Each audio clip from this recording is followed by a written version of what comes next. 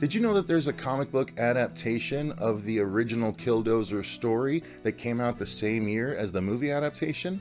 There is, let me tell you about it. It's not quite the same though. This issue of Worlds Unknown, number 6, featuring Killdozer, was again a 1974 comic adaptation of a 1944 novella of the same name, the same thing that the movie released in 1974 was based on. However, the comic and the movie take two different approaches to the story. The comic, for instance, doesn't begin with a meteor crashing to Earth, but rather, we're shown that 1 billion years ago, a whole other futuristic human society existed on Earth. But World War eventually destroyed everything except for one mutant being, which finds neutronium, envelops it, and sinks deep into the Earth, where it remains until modern 1974.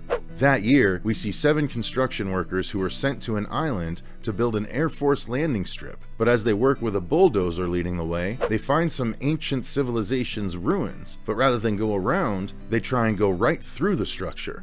Turns out, when they smash part of it down, it releases an invisible force that seemingly takes over the bulldozer somehow, as it literally bucks off the driver like he's riding a bull, killing him. The Killdozer then chases another man named Jaeger, who tries to stop the machine and ends up yanking a bunch of cords to do so. Eventually, they decide it must have been a weird glitch, so they try and jumpstart it with a battery, and it electrocutes the guy trying to do it. The remaining crew argues about what they should do next, and the rest eventually turn on Jaeger, beating him up just before the Killdozer roars to life once again, and starts chasing the workers, rolling over one like a steamroller. The others escape and come up with a new plan, where Jaeger lures the Killdozer down onto the beach and into the water, where he connects a cord to it that is attached to a massive generator back on shore. And the connection fries the dozer entirely, ending the threat once and for all. So that's it. That is the comic book adaptation of the original Killdozer story. As I said, it's a bit different than the movie, but still entertaining. Come back soon and I'll be back to talk about more horror movies and their comic adaptations.